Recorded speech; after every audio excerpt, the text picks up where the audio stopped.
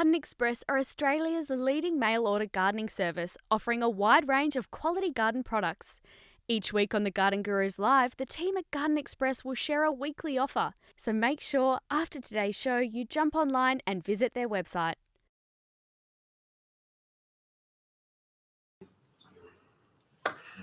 Well, good morning and welcome to the Garden Gurus Live. I'm Trevor Cochrane. It's great to have you joining us today. We have got a fantastic show. Of course, this program is all really about answering your garden questions. So I hope that you're able to get them into us fast and hard, because we've only got an hour and we know that every single week we end up with so many great questions and we don't get to answer them all. So we'll do our very best for you.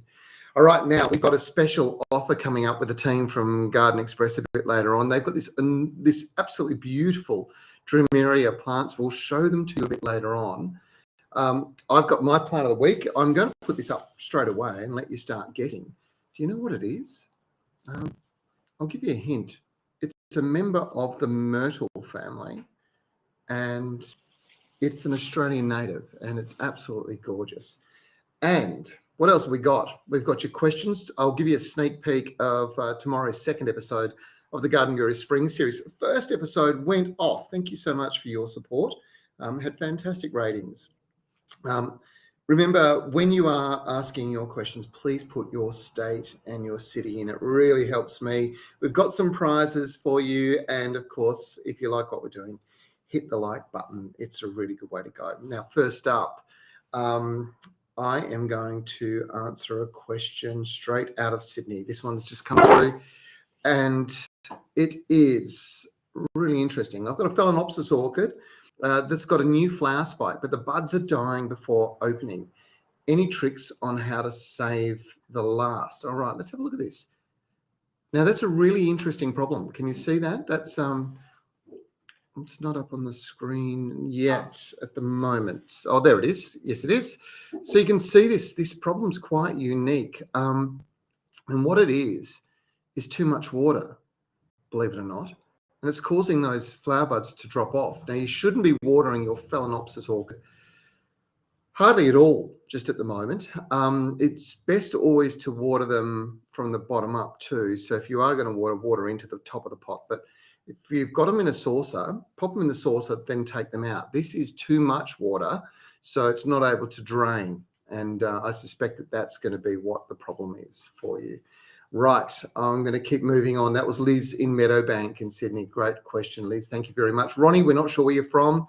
It's a home renter. It's got a lot of potted plants, and there's a lot of succulents. And I'm having a problem with slugs, caterpillars, and bugs eating the foliage of most of my succulents. And that'll really spoil them if that happens, Ronnie, because that foliage just has to be replaced. They don't recover. Now, I'm just having a look through here. You've been down to your local Bunnings store, tried to pin somebody down for advice, but it's been like pulling teeth lately. So you've come to us. Thanks very much for that. You want something that's effective and cheap. So the first things first, slugs and snails. All right. In a potted environment, you could use some of those snail pellets. They will do the job, and that'll be okay. And I'm just looking through the ideas. In a situation where you've got a lot of them, you can't use that. You've got pets around. What I would suggest you do is take a look at using a copper spray. So snails and slugs are mollusks, and they've got no tolerance to copper. So that'll clean them out pretty quickly. Caterpillars, I suspect that they're probably, I'd be surprised if they're doing a lot of damage, but I suspect if they are, you need some of this stuff. If I can see whether we've got it here or not. This will help enormously. So a bit of Pyrethrum Spray, you can see it just there. The Nature's Way one. Now, this is a natural pesticide. It's also got horticultural oil in it, so that will help a lot in clearing off any of the other bugs. So the combination of those two, not too expensive, pretty safe as a general comment. Always be smart. Remember, somebody raised this with me just recently. I want to use chemicals that don't harm me. Well, anything that kills anything can't be good for us as biological creatures. So we've got to be careful on how we use it. So always never spray on a windy day. Always make sure you cover up when you're spraying, and not just a mask, not like the mask that we wear on the streets every day. You want a proper spray mask. It's always going to protect you much better. Cover obviously long pants. Ideally, if you've got some raincoat pants, some rain pants, that'll stop anything, and you can wash them down afterwards. And the last thing that's really important is proper shoes. So make sure you've got good covering of your feet, because you just don't want to come in contact with any of these sprays. It's the best bit of advice I can give you. All right, Scott is in Western Australia. The southwest corner is beautiful. I got this idea from a house I bought and replanted it. I got this from here we go. It's a picture.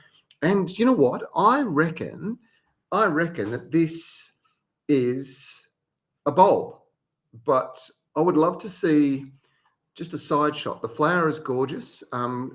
It could be one of several types, and it depends on how big the flower is. Tritonias look very much like that, as do a couple of others. But I would love it if you could send me a side profile. So a great flower shot, but if you could get the top flower shot, which you've given us, and a side shot, that would help a lot, because it does look to me like it's the bulb. But I wouldn't want to take a wild guess without being 100% sure. You know what I'll do? I'll ask David Van Berkel next week. I'll get Sarah to make a note for us, and we'll share this photo with him, because he is the bulb gun, absolutely through and through. All right, Gray is in Melbourne. Gray joined us last week. It's great to have you with us again this week, mate. What's the best way to set up my whole general garden, plants, trees, shrubs and lawn, for the spring? It's time to break out the dynamic lifter and use a bit of Osmocote at the same time. Absolutely. Look, feeding at the moment is absolutely vitally critical. If you have a look at all of your plants, particularly deciduous plants, you'll see them just pushing out their little bits of growth. As the weather starts to warm, you need to be giving them feed. And if you give them a feed, you'll see this really strong burst of growth and this very strong flush. So things like dynamic lifter, things like Osmocote, the good old Troforte AM that I always talk about, they're all being used in my garden at the moment. I can tell you, we are feeding probably from about 2 weeks ago. Over here in the west at the moment, we're about to go through a bit of a warm spell, and that's really going to flush the flowering very quickly and the growth very quickly. I suspect, having been in Melbourne on Sunday and Monday, it was still pretty cool there, but Gray, it's a good time to be feeding now, because as soon as the plants can take the nutrient up, if it's in the soil and it's available to them, they'll take it up and they'll grow away very strongly. And you can certainly use things like Dynamic Lifter and Osmocote at the same time. Dynamic Lifter is a fast release and Osmocote is a controlled release. Catherine is in Queensland. Picture attached. Let's have a look. I haven't seen this. What do we got? Wondering if you can tell me what's wrong with my port wine magnolia. I had 3 in my mildly sloped garden bed in the front yard. Now this one's lost its leaves. I hope you can. All right. Now, look, I've just been in Sydney and Melbourne this week, actually. And in Sydney, so you're in Queensland, but in Sydney, a friend of mine has got a whole bunch of port wine magnolias, and very similar problem going on. And it's purely because of saturation. In his instance, there's just been so much rainfall. These plants are starting to get a literally dieback. And you can see how there's specific branches that have died here. It would indicate that the roots on this side of the plant have been damaged and possibly suffocated through too much water. I would recommend that you probably take a look at getting a fungicide. And the type of fungicide you want is probably something like Yates Anti-Rot, and giving it a good drench with that.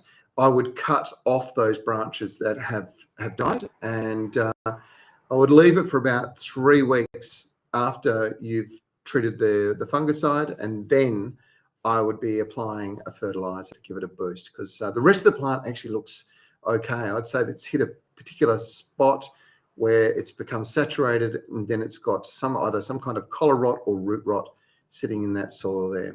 That's the most obvious problem. We'll keep moving along. Well done, Catherine. Thanks for that question. Matthew's in West Melbourne. Does the Hakea invenita go into hibernation over? No. Okay, so that's really, you've got Hakea. Hakea is an evergreen tree. What you're suggesting to me is that it has dropped all its leaves. And this, Matthew, is a significant problem. It suggests that the plant has died completely. So I'm afraid you are probably going to have to take that out. We do not have deciduous Hakeas. They don't exist. Lisa, we're not sure where you're from, but you have asked about your lemon tree with small tumours on its branches. What is it? How do I treat it? Well, the small tumours, that's what we call citrus leaf gall. Now, interestingly enough, the citrus leaf gall is caused by a wasp, which is a native wasp, and would normally have affected citrus in the rainforests in northern New South Wales and Queensland. However, the only way you can treat this really is to cut away the galls with your secateurs. That's really important. So hopefully you can do that, and that'll clean it up. It should encourage new growth. The thing is that you do want to try and keep those wasps away in the future because they're going to keep doing the same thing. So the way to keep them away is to use a yellow sticky trap. Now you can buy these, and there's some really good safe versions so that no other animal can get stuck to them. But sticky traps are pretty good. They're a lot better than spraying chemicals around and causing damage. So Lisa, hopefully that helps. Lynn is in Claremont, and I think this is Claremont here in WA. So hello, Lynn. Good morning. Can you tell me what I can start fertilizing my white hydrangeas with, please? What is the best fertilizer to use? Well, white hydrangeas, that's the color. They don't change. They're not like the blues and the pinks, which are affected by pH. This is a set color and it won't change, which is fantastic news. Now is the perfect time to be giving them a feed. And in all honesty, I would look at immediately a first up pretty good dose of dynamic lifter. That would be the way to go right up front. The next stage would be to bring in a controlled release fertilizer. So feed them ideally in the first week or so of September with dynamic lifter, and then give them a really good push along sort of towards the end of September by bringing in a controlled release, something like Osmocote or alternatively that Troforte. Both of them fantastic, and you can also see there's a power feed version above us as well that uses Troforte technology. Good thing about Troforte is if you're in Claremont has a very sandy soil. Troforte builds up the soil microbes. You'll only find that particular product in garden centres, independent garden centres. The power feed, which has that Troforte technology, you'll find in Bunnings stores. Of course, Osmocote you'll find everywhere. All right. Sandra is in central Queensland. Now, my grass trees have started to get their seed stalks early this year. Been waiting to trim all the brown foliage from them like I do around this time of the year. Can I still do this even though one has its seed stalk emerging? Also, do I fertilizer? Do I feed them to enhance their lush greenery? No, look, don't feed them. They don't really need that, to be quite honest. They'll get more than enough nutrient from the soil as you're feeding other plants in and around the outside of them. If you do feed them, you will fast track some growth and you will get a bit more of that lush greenery. You can definitely trim off the brown foliage because that should be coming from the bottom, and the flower stalks will come out of the head of the grass tree. So hopefully that helps a little bit, Sandra. It's not really, you've got nothing really to worry about there. Gabby is in Victoria, and my fiddle-leaf fig plant has green leaves, but they droop down. Is this normal? No, it's not, Gabby. It's a bad sign. They should be upright. And if they're not upright, like this one behind me, you definitely have a problem. Now, 9 times out of 10, that problem is caused by one of two things: too much water or not enough water. More often than not, it's not enough water. So you might be wanting to take a bit of a look at how much moisture is sitting in that pot. And if it's dried out over the winter months, now's a great time to be giving it a wetting agent. So mixing that up maybe with a bit of a soil tonic, something that's going to stimulate root growth. And this would be a good example of what I would be recommending. So that's the Sea Sol Soil Wetter. It is a brilliant soil wetter. It's just going to make sure moisture is getting evenly into the soil. But most importantly, it does have that seaweed extract in there, and that seaweed extract is going to stimulate new root growth. And that's what you should see. As soon as the roots are healthy, you'll see those leaves become a lot more upright. So that's your indication that the roots are not as healthy as they should be. I hope that helps. Gabby in Victoria. All right, we're rolling along pretty well here. We've got lots of good questions coming through. The team are flat out busy making this all happen around the outside of me. we'll go to New South Wales. Jade is in New South Wales. Hello, Jade. Thanks so much for joining us. My vegetable garden is overgrown and has lots of weeds. Do I just remove everything, start again? Or do I remove the weeds and cut back the cherry tomato plants, etc.? Get the cherry tomato plants out. Probably a good time to rip it all out, turn that soil over, put the weeds and the old cherry tomatoes, etc., into the compost heap. Make sure it's a hot compost heap. So, if you want to get your compost heap steaming, a little bit of urea mixed into it this time of the year adds the nitrogen that the bacteria that will convert all of that green organic matter into a really good compost.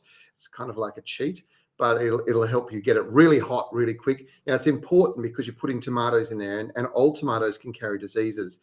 I will tell you, Jay, don't plant your new vegetables in exactly the same spot. We have this thing called crop rotation. Very important reason for it is that one is you can get certain plants get diseases towards the end of the season that can then be in the soil. So, you take the old plant out, put a new one into the same variety, and it gets the disease very young. And you end up missing out on a crop. The second part of this whole thing is, of course, the soil itself. And that is the soil, has certain nutrients in it, and certain plants take more of some nutrients than others. So if you're planting the same plant in there, it's going to be deficient of those nutrients. So giving the soil a rest, and maybe every 2 or 3 years planting a rotation into the same spot is fine, but not year on year. Does that all make sense? Hopefully it does. If you've got any questions, make sure you keep asking. All right, let's go to South Australia. We are all over the place today. It's fantastic. Samantha, you've got a great question though. How do you treat coddling moth in apple trees organically? It's not a problem that I've ever had to deal with. We don't have coddling moth as such in WA. It is one that I hear a lot about. I believe there are some traps. There's a couple of things that you can also do. There's a terrific one where bringing a light into the garden, popping that over the top of a bucket of water, the coddling moth will be attracted to the light because they're active at night, will be attracted to the light, and they will move to that and fall into the water and drown. So it's a nice sort of soft approach.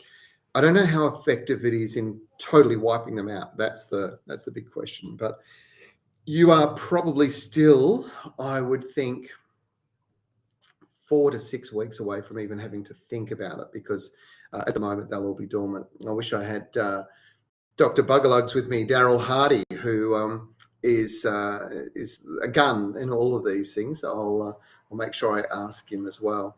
Now, how are you going with your garden? Are you on top of it? Right. Maintaining a garden is really important. And if you do a few things now, you will really get some great results. Now, Nev has got a great garden. I was in it yesterday, actually, Neville Passmore's, and it's such a beautiful garden. He was filming some stories for the Garden Gurus, and I got to spend a bit of time around it. But he's got a big garden, and he has got all of the equipment, all of the gadgets that anyone would ever need. And most of them are still. And he went into his local still dealer. This is what he found to help make the garden look beautiful and keeping it maintained a lot easier.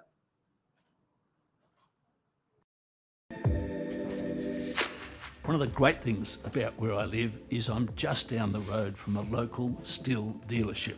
It's Beacon Equipment, and here's Paul. Paul, how are you? Good, Neville. How are you, mate? Good, I'm back again. You are certainly back. It was the last week I think you're in here. Yes. Now, today I want to talk about shredders. Certainly. And get Beautiful. a bit of info. Yep. Yeah, no, we've got a couple of options. Let's have a look. Beautiful.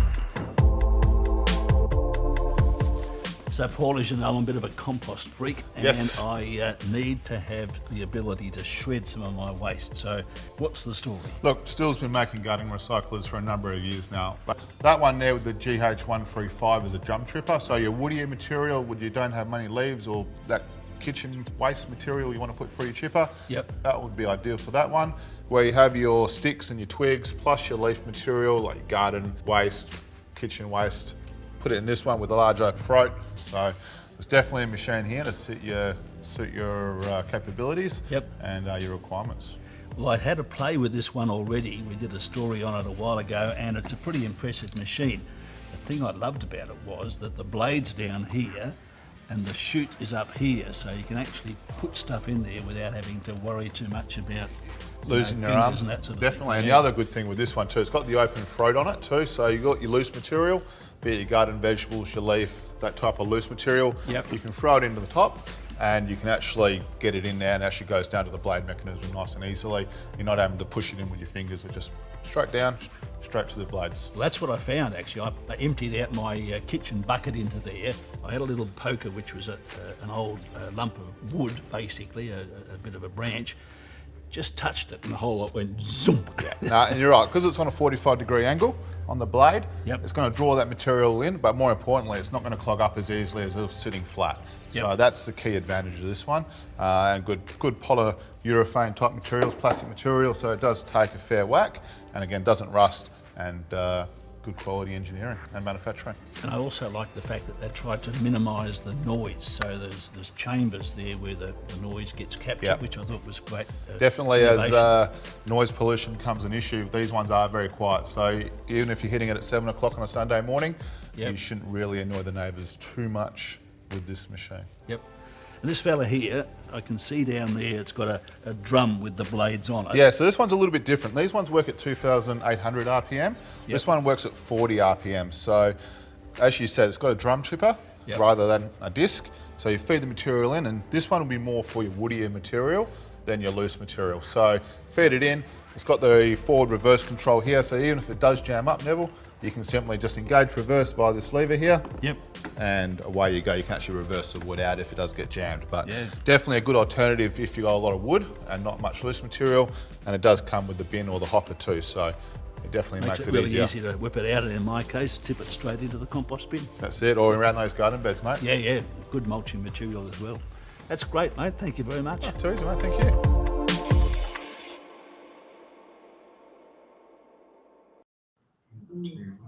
Nice job, Nev. That's great. Certainly a terrific way to convert garden waste, which we should all be out there pruning. Everything should be pruned. Your roses should be pruned. Your fruit tree should be pruned. But converting all of that good wood, that organic matter, that carbon, as we sometimes like to call it, into a compost and popping it into the garden, vitally important. All right. Now, I showed a picture of this as a little promo for the show today. Do you know what this is? I happened to be in the supermarket the other day, and I'm going to show you.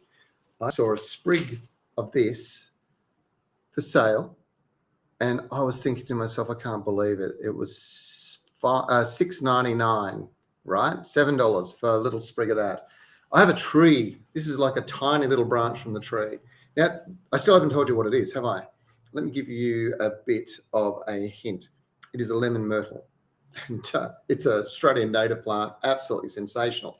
Now, the reason I'm showing it to you now is not because it's extra special this time of the year. The flowers are finished. They tend to be sort of an autumn, early winter sort of flowering plant. But when that's the flowers all dried there, and within those flowers are seeds. And this is the reason why I'm talking about it today. Lemon myrtle's a wonderful native plant, really wonderful, but an incredibly rich source of that citrusy fragrance, that oil that we love. So making, just smells incredible. Have a smell of this. Look at that. Smell? So absolutely sensational. Now, the thing about it, you can use it in all sorts of cooking. It is fabulous when you take these leaves, crush them, just literally slap them, and then wrap them around the outside of fish flesh when you are going to bake a fish. And the lemon from the lemon myrtle will just move through these just beautifully. So just thought I'd bring it in and recommend it as a tree that you should look at growing at home yourself. It is absolutely fabulous. Now, Stephen, I'm just going to mention to you that I might need to borrow your power because I'm watching my computer suddenly start to tell me that it's running out of power. What do you say about stuff like that, other than that it's technology, right? It's usually challenging us in other ways. We're all plugged in. So, and I've got Stephen and Sarah who are running the show today with us as well. So if you saw the picture of this setting, we are in the front entrance of our office, and this is basically where we run our Garden Gurus live sessions. So I've got some product that I can kind of show you, and I've got the living wall on the other side, all full of beautiful Phalaenopsis orchids.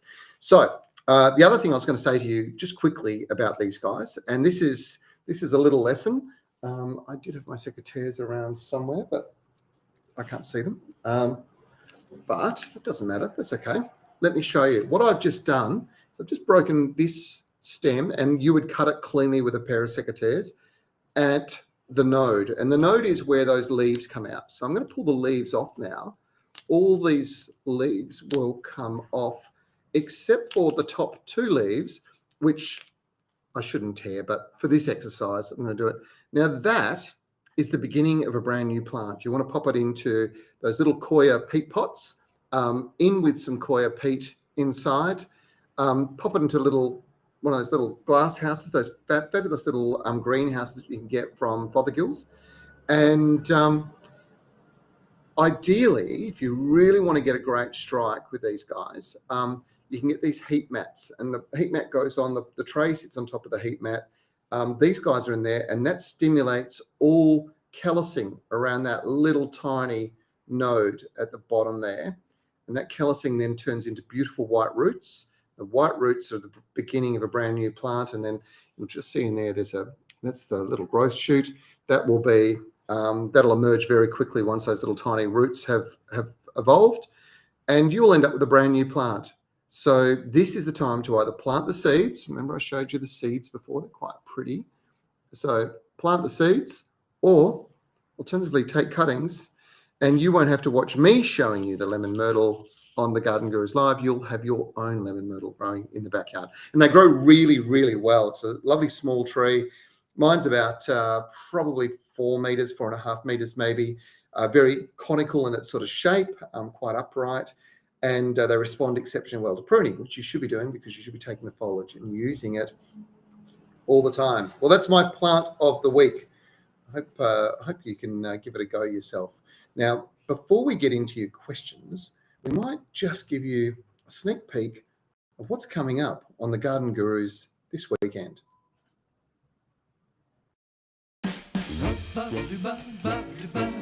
Now, how spectacular is this? You know, natural inspiration doesn't get any better than this. We're right up in a tree walk. We've got Douglas firs around us. Some of those trees are 1,000 years old.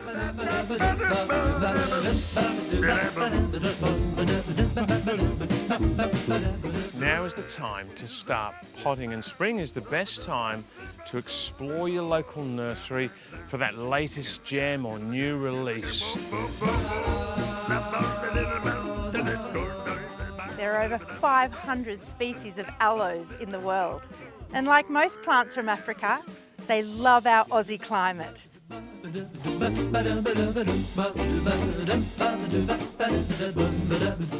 So I've got some fresh Chinese chives from Trev's garden. We're going to wrap all of this up into a Chinese chive and egg pocket.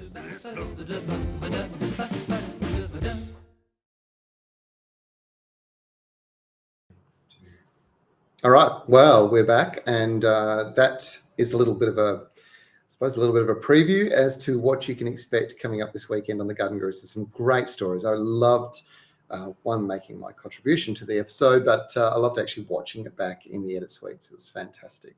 We're going to roll right along into our Garden Express segment. Each week, you know, Garden Express are a major supporter of what we do with the Garden Gurus Live. It gives us the ability to produce it and bring it to you. And of course, it's all absolutely free. So we're very grateful for their support. And in return, we like to sort of showcase some of the plants that those guys have. And David and the team have come up with a ripper. In fact, Nev is going to showcase it this weekend on the Garden Gurus, but it's an armeria. And if you know this, it's a little compact, beautiful little compact plant. And you can see some images there. This is a brand new range called Dreameria. And they've got a lot larger pom-pom flowers, and they really are gorgeous in a full sun position. So if you're looking for something to really fill out and cover some ground, this is an incredibly water-wise plant that really handles hot, dry conditions super well, sunny, but produces spectacular flowers through the winter, and particularly through the spring and early summer. That's when you really get a mass of those flowers coming on board. It's really great. And these little flowers can be used for cut flowers, posies. Good thing about this one also is that it does attract bees and provides really good pollination opportunities with bees and butterflies in the garden. So really good, wonderful border plant, great for rockeries, terrific in containers, by the way. And you've got this amazing deal, which the guys from Garden Express have come up with. And that is that they're taking 25% off it if you order the 140 mil pots for just $13.90 each. Now, the great thing about Garden Express is that they deliver direct to your door. And I think that's a pretty cool thing. So you can have these plants delivered direct to home. They'll arrive about a week or two after you've ordered them. And you can be doing what Nev's doing. That's popping them into these bright sunny spots that are a bit bare in his garden. And this plant will spread slowly across that area and fill it right out. It's really is a fantastic plant. I do love them.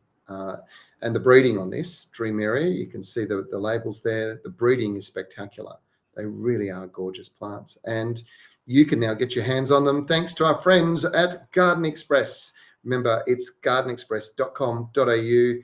Thank you so much, everybody, for supporting us with that one. Now, shall we roll on and answer some of your questions? Because there's some great questions, and I know some of you are impatient. Tyson, I'm coming to you soon. Don't worry, mate. Tony, speaking of people in Melbourne, Tony's in Melbourne. I've got a garden bed that's no more than 300 millimeters wide, and you need something in there that'll grow high enough that's going to block out the house next door, but you don't want bamboo. Is there anything else that you can use? All right. Well, I suppose a screening plant can be quite variable. In a bed that's only 300 millimeters wide, I would recommend that you consider some of the taller growings, the Sanqua camellias. They do so well in Melbourne. Camellias looking spectacular over there, as are magnolias. And the evergreen magnolias, particularly teddy bear, would be fantastic in that environment. Now, they do get to about 4 meters. 300 millimeters wide is really narrow, and they've got to be right up front. It'll depend on how much soil you've got below. That'll make a big difference. But it is a difficult thing. And then the alternative is that you put some screens up on the fence and you send a climber up there, and climbers would certainly cover it very, very quickly. And there's some rippers out there this time of the year that are going to deliver a lot of colour, but also beautiful fragrance. So it's worthwhile having a bit of a chat with your local garden centre and going and having a look and seeing what they've got in there. Now, Sharon is in Perth. So we're over Melbourne to Perth. Perth's a bit warmer. It's cold at night, but a bit warmer. Sharon has said, I've got a banana tree that has been about 2 feet tall for a few years. What fertilizer can I use to help him grow? Right, bananas are gross feeders, and most of the growth is actually coming from in the ground. So the base of the tree, you never really see the proper plant. Interesting thing about bananas is they are the world's biggest herb. So it's herbaceous. That actually the stem grows out of that sort of root zone, that rhizome. Now, getting the growth, it's feeding, and it's feeding on a regular basis. And because I live in Perth, I live in the hills, a lot cooler, a lot more difficult to get something that is really subtropical to grow really well in my environment. Interesting thing though, is that I have used and got great results. I've used this product. Actually, not exactly this product, but it'll give you a good idea anyway. So that is Troforte. I'll move my hand around so you can see Troforte M. Now, the one I want you to get is the general, or the one for herbs and vegetables. There's all different types. This is Rejuvenator, is about improving the health of your soil. It's a fine granule, this one. The others are a controlled release, I think 4 to 6 months or so. But I used a handful per banana every 8 weeks for 12 months. And they went from being a little sucker, and that's just the starting point, to being mature plants. And I mean mature being 2.5 meters tall, maybe 3 meters tall, and big trunks like that, and producing fruit within 18 months in just a 12-month period. So feed is the key with bananas. So keep feeding them. They're gross feeders, particularly when the weather gets warm. that's the time to push them, Sharon. I hope that helps. Rosalie, we're going back and forth to Melbourne at the moment. I purchased a lot of daffodil bulbs this year. However, due to unforeseen events, I didn't get to plant them. How do I store them till next year, or have I ruined them? Do I need to throw them out? I would put them in the ground, Rosalie. It's not too late probably for them to actually maybe produce some late season flower. But the important thing is actually let them be in the ground for a period of time and get a little bit of growth, because they will still produce growth. But you've got to do it right now. Don't leave it any longer. I'm not super keen on seeing bulbs stored for more than 12 months. It just doesn't make sense to me. So give them a chance, put them in the ground, and they'll probably do the job for you. Now, great friend of ours, Tyson. Hello, mate. Tyson is in Baronia in Victoria. He is always growing plants from seed, and he's asked about African daisy flower seeds. Can you plant the seeds, and if so, can you plant them into the ground direct? Now, the answer is yes, you can. You do have to have free draining soil, Tyson. You need to have a bright sunny spot, and you need to have consistent soil moisture, which is exactly what we have right at the moment, particularly in Melbourne. So nice, consistent soil moisture levels working exceptionally well. So, Tyson, get them into the ground now. Try and find a nice, warm, sunny spot if you can. That will stimulate the growth. You'll see cotyledons emerge. That's the first two leaves from those seeds emerging out of the ground, probably within 4 to 6 weeks. If you don't see it by then, the seed wasn't viable and they're not going to grow. So I hope that helps, mate. Thanks so much for your support and joining us every week. Michelle is in Brisbane. We've gone north. Trevor, you mentioned using yellow sticky traps. Will they attract my native bees and therefore kill them? And the answer is there is a chance that bees might go to them.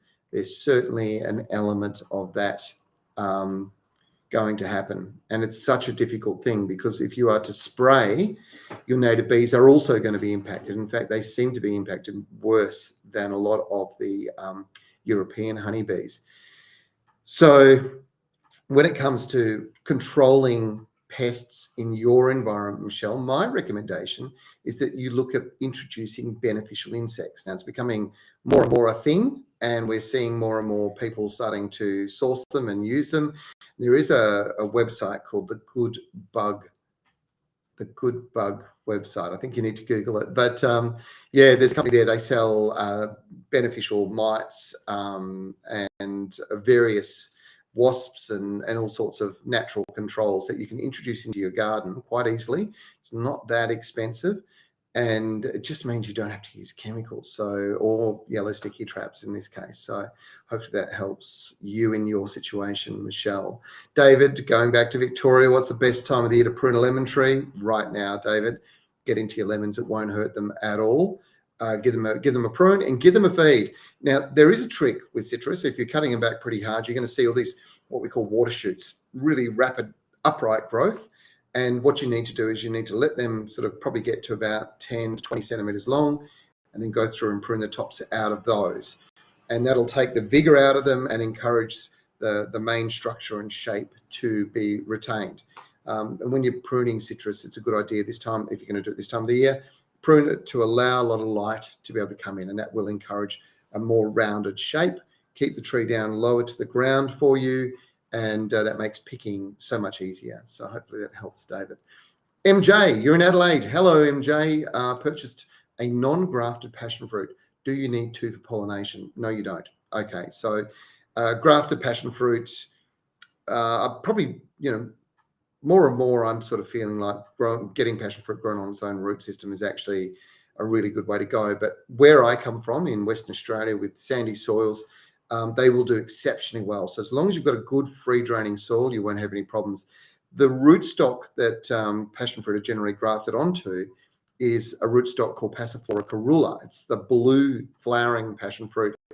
And in an environment like mine, and certainly in some other parts of the country, this rootstock has a habit of suckering.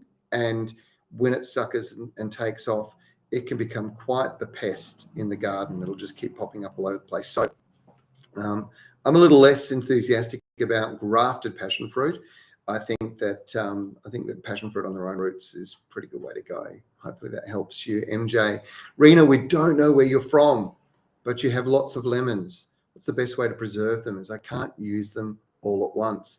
Do you know what? This is a good question. And every week on the Garden Gurus, we've been bringing Brendan Pang into my backyard, and then he jumps into my kitchen and he takes some of the produce and he does something with it. He's creating various meals and suggestions, but preserving things is a really good way to go. And one thing that my wife Sherry does, she goes and she slices them and then she dries them, and preserved dried lemons, maybe with a little bit of, I think it's like icing sugar, or she's using a little bit of sugar over them as well.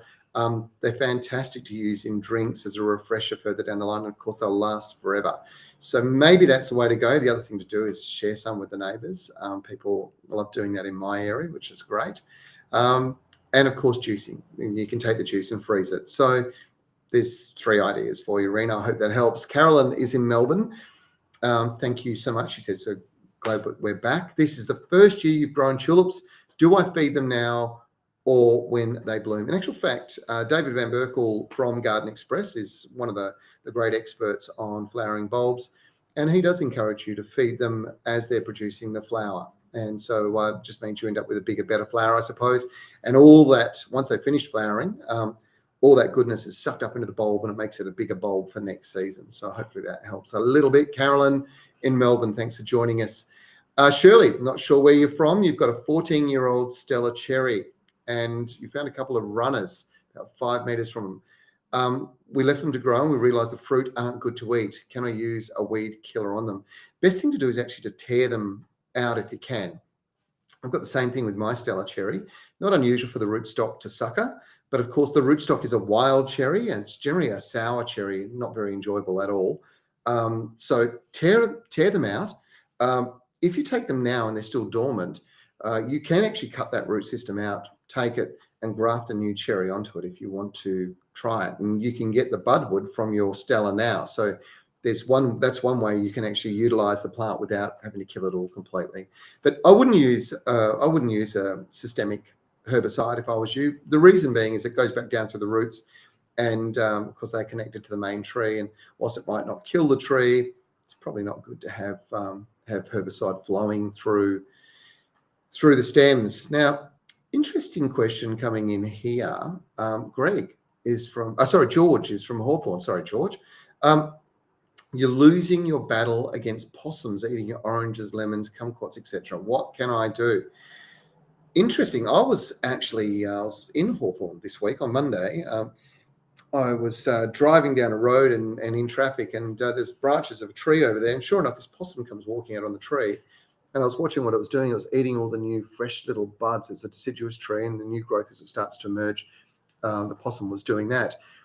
Big problem, possums, particularly in Melbourne. I'm really conscious of how hard it is to control them. And there are some controls. So there's a place called Pestrol. You might have heard them. They're generally on 3AW in Melbourne, the radio station advertising. Notice that they have a possum deterrent, and I think makes a high-pitched noise and deters them that way. The other thing you can do is you can use pepper, but I'm going to caution you because I'm not sure that possums are eating your kumquats or lemons, because from what I recall of possums, they do not like sour, which makes me wonder whether you have a rat problem, which would be more likely with that kind of damage, I would expect. So the best way to work it out is to basically head outside at night with the torch and go and have a look and see if you can see any very skinny small possums running around the tree, because I suspect that this may actually be a rat problem. And there's obviously a number of controls. In fact, we're doing the same thing in my own garden at the moment. There's all over the country, but even here in Perth, there's significant rat problems in the metro area. And first thing they'll do is go for your fruit. And they do love citrus. What they tend to do is they tend to eat a hole through the skin on the outside, then they'll just eat all the flesh out from the inside. And if that's the sort of problem you're getting, I think it's rats, not possums, George. Hopefully that helps. John is in New South Wales. Hello, I missed your show last week, so my question is, we've sunk a bore in Moama, New South Wales. The results have come back at 4,200 parts per million salinity. Actually, we did answer this last week. Not good probably to be using it. Definitely not over the foliage of lawns and trees. That's fairly high. What I would suggest you do is I would suggest that you take it to your local garden centre and just find out what their recommendation is. You are going to need some plants that can handle that level of salinity. It's fairly high. Certainly not good to be spraying that over the foliage of any plants. And I'd suspect even if you were using sprinklers that were just delivering water in puddles on the surface of the soil, you'll get this salty sort of crust around the base of the plant appear. So yeah, quite problematic. Salt water is a big issue, and there's no easy way to get it out, John. Yeah, sorry. I'll do a bit more research for you, though. I think I said I would last week as well, and I need to look into it a bit further. Christine is in Stirling. Christine's a great supporter of us, and she's actually on the Garden Gurus tomorrow. Linda went into her backyard to help with some problems, and it was great to be able to see your backyard, Christine. Thanks so much for all your contributions. You've been a great supporter. I noticed some mold on some of my Hoyas. It looks like sooty mold. They've hosed it off. Now, sooty mold's that black mold. Hosed it off and put it in a spot that gets morning sun. Do I need to do anything else? Well, it's a good start, but sooty mold is actually spread as a byproduct. So it's effectively a mold that feeds off excessive amounts of sugar. The sugar is coming generally from scale, and it's spread across the surface of the plant by ants that are farming the scale. So there's this symbiotic relationship going on between the ants and the scale. What you basically need to do is get rid of the ants, get rid of the scale. I suspect there's scale somewhere there, Christine. So have a good look around. Certainly what you've done by hosing it off is great. That'll really give them a good chance. But that sooty mold only stays there as long as it's got a food source, which is that sugar from what they call the honeydew that comes from the rear of aphids and scale insects. And scale does affect Hoya pretty badly at times. So hopefully that helps. Have a good look around and let me know how you go. All right, Michelle, is in Brisbane.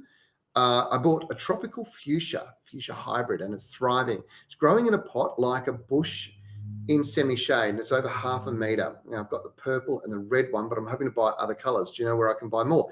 Actually, most fuchsias will do really well in your environment. What they don't like is excessively hot, dry conditions. So when you get those really hot, dry summers, you're going to see them sort of set back a bit.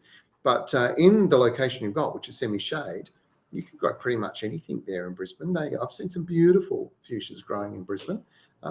Yeah, you shouldn't have too many problems. Matthew's in West Melbourne. We've got a lot of worm juice and castings. What's some good uses for it? It's food. It's fantastic food. It's a soil tonic. The castings themselves are great for enriching poor quality soils. So I would spread it far and wide. They do recommend you dilute the worm juice. I think it's 1 in 10, but I don't think it's that strong in its nutrient content. But well done. That's fantastic. It's a really good fertilizer and lovely natural way to do it. Svetlana is in WA. Hello, how do I get rid of tiny cone snails in the garden? This is a big problem for anybody who's coastal normally. Actually spotted a couple in my garden not that long ago, but I tend to use some copper barrier. So I use bluestone and snails. I've mentioned it before, but snails are mollusks, as are slugs. They have no tolerance for copper at all. So it's such a great way to control them naturally. And of course, you are talking about a natural mineral. You don't want to build up of too much copper in your garden or in your produce. Those things you have to be very careful with, but it really is a good solution to getting control of snails and slugs. Shelley, you're in Brisbane. Great to have so much coming out of Brisbane. I would like to transplant a ponytail palm. Okay, this is about 1 metre high, 2 years old, and a gardenia tree, which is nearly 2 metres high. Is it possible to do it now? And if so, what's the best way to do it? Both are in a space that's really too small for the plant. All right, gardenia tree first. Now is the time to move the gardenia. They're just going to start emerging with some new growth, and the way to do it is to get as much of the root system as you can, Shelley, but drench the ground before you dig the plant out. Make sure the roots are soaked with sea salt. Ideally a day or two before you actually do the job. And then when you put them into the ground, into its new home, make sure that it does not dry out. You do want to probably take about 25 to 30% of the foliage off your gardenia when you do the transplant as well. So you're reducing the drag on roots because you are going to lose a lot of the root system. Soak it with sea salt in its new home. It will transplant. Ponytail, however, don't do it now. There's a chance that you'll get root rot risks at this time of the year. So you want it to be done in the driest, warmest period of the year. So do your transplant with your ponytail, then move it and make sure it's going into a very, very good free draining soil. We are running out of time. I'll try and get through all of your questions. There's a lot coming through. Hopefully that helped your question, Nicole. Let's have a look. The birds have been eating all the leaves on my avocado tree. What do I suggest I do? That's a very unusual situation. Parrots, maybe I could understand, but not birds. Generally, avocado leaves are not attacked in that sort of way. They do get occasionally attacked by various insects, usually caterpillars. Are you sure that it's birds? Because if you're seeing birds in a tree, maybe you're seeing birds eating caterpillars. And if you are, then Mother Nature is at her very best. She's back on top, and there'll become a balance and a cycle. Your avocado, probably the best thing you can do for it right now is feed it and encourage new growth. That will be the best thing that can happen. Bernadette is in Perth. Hello, Bernadette, this morning. Oh no, I saw something about peonies not being suitable for the Perth climate, central suburbs, but I saw bulbs for sale here. Have I got it wrong? Well, I grow peonies at home myself. I'm here in Perth. I'm not on the sandplain. I'm actually up in the hills, so marginally cooler. The answer is yes, you can, but you do need to pick the spot really carefully in warm, dry climates. They do prefer it cooler, and they do prefer moderate climates. So if you've got a south-facing aspect of the house where you're getting shade from the roof on the south side, and you're planting in a spot that's cool and can always remain nice and moist, you will grow peonies really well. If you grow them in pots, or if you grow them in a hot, dry location and it dries out during summer, they will not be successful. Hopefully that explains it. We are remarkable humans. We do try and grow all the things that we probably shouldn't sometimes in climates that we shouldn't. This is a great story. This is a great question that's coming through here. Gray, not sure where you're from. I suspect it's Gray from Melbourne. 2 of my Leighton green conifers have heavy browning. You've trimmed about half the trees. What else can I do? Really interesting problem. Gray, this is a big problem. I was in Sydney. I was in Roseville just 2 days ago, and saw exactly the same thing with Castlewellan gold, which is the same type of conifer. Interesting thing about it is it's just too much rain. You've just been so wet. We just need some warm, dry days, and this problem should start to back off. In saying that, you do need to spray them, and there's probably 2 or 3 different sprays. I would talk to my local garden centre, but there's one called Fosject, and generally it's actually injected. It's a great way to control fungal diseases, particularly the one that's causing this problem. Now, I have seen it sprayed over the foliage and then done as an injection, and it's really effective. But you need to talk to your local garden centre if you want to get control of this. Otherwise, I would fear that those trees will eventually die. And that's bad news for you, but it's reality what's going on. This is why we should all be worried about climate change, right? Because some plants can't adjust to this rapidly changing environment that we are in. We're seeing mature trees that were 30 or 40 years old in New South Wales were growing perfectly well up until maybe 4 or 5 years ago, and they're rapidly moving into decline. And it can only be put down to changing weather patterns and the amount of moisture that's sitting in the soil impacting them. So I hope that helps with a bit of advice there, Gray. Jade is in New South Wales. Fiddle leaf fig rescue. Winter's damaged my plants. All their leaves have fallen off, but the stems are still alive. What do I need to put on them to help rejuvenate them? I'm not sure whether they're in pots or not. I suspect you've said change soil, so I suspect they might be in pots. Now is the time to repot them. And if you're going to pot them indoors, here's a little tip for you. Speaking of things that you can pot, a lot of people are complaining about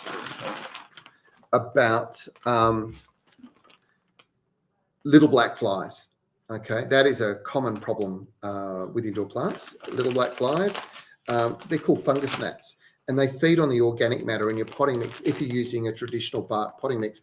But this is, I'll try and get the right angle so the glare coming from the lights outside, the streetscape is not doing it, but you can see it. This actually is a peat-based one, and actually you can see they've got a little thing on the top there. It's a unique formula, and it says less prone to fungus gnats. And that's because there's very little organic in there that the fungus gnats can eat and lay their eggs in. And so this is why if you've got indoor plants, you should be looking to that bag of potting mix. That will do the world of good for your fiddle leaf fig. When you do it though, water it in. It's dropped its leaves, so it indicates the root system's not happy. Replace the soil with that soil. Drench the root system with some sea salt at recommended rates.